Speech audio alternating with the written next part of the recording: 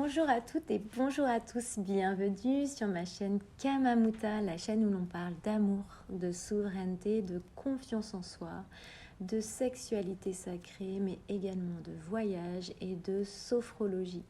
Alors aujourd'hui dans ce podcast, j'ai envie de vous parler de Kamamuta et du pourquoi j'ai décidé de nommer mon projet Kamamuta.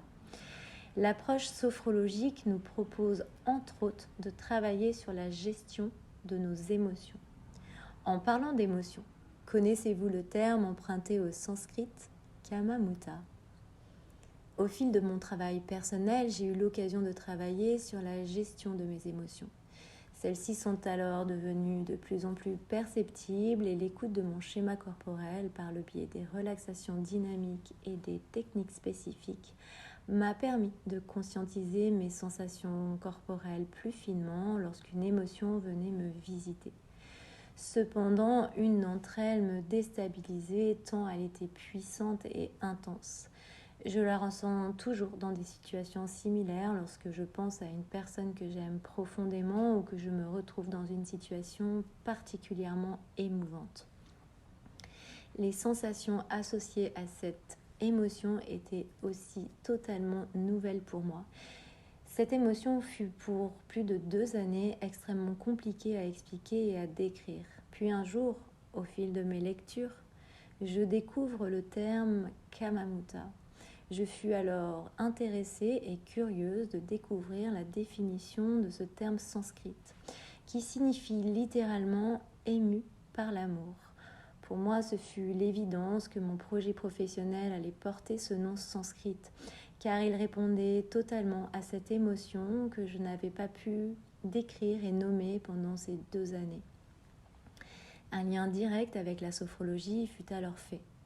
L'amour est une vibration durable, alors que Kamamuta est l'émotion momentanée qui se produit quand l'amour s'allume.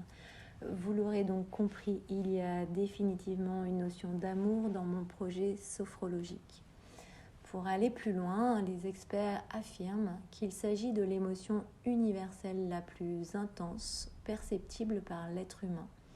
En effet, elle définit cet instant lors duquel nous nous sentons si comblés d'affection, de surprise ou d'admiration envers quelqu'un ou quelque chose qu'une sensation puissante apparaît dans votre ventre et que les larmes ne tardent pas à apparaître au coin de notre œil.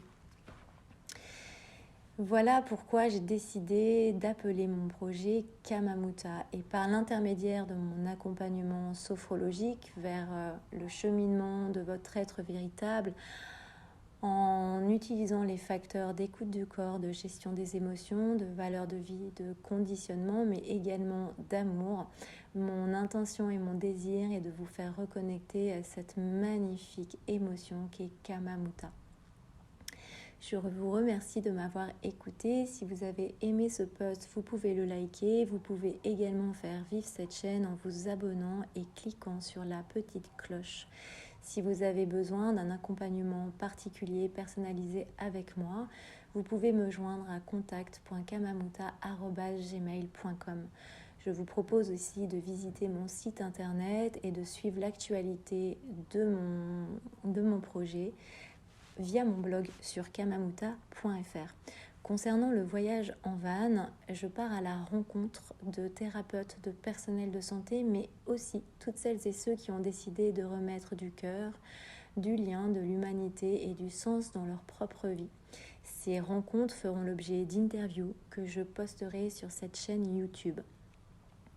Concernant les séances de sophrologie, comme je vous le disais, je vous propose de me contacter si vous avez besoin d'une séance particulière.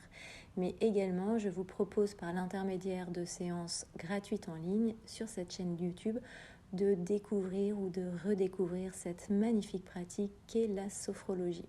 Vous trouverez un certain nombre de capsules vous expliquant les principes de la sophrologie, de la phénoménologie, les notions de conscience, mais également de comment trouver un thérapeute, quel est le rôle du sophrologue dans votre approche. Je vous dis à toutes et toutes à très vite pour un nouveau podcast ou une nouvelle séance de sophrologie, et à très vite également dans mon voyage avec le van.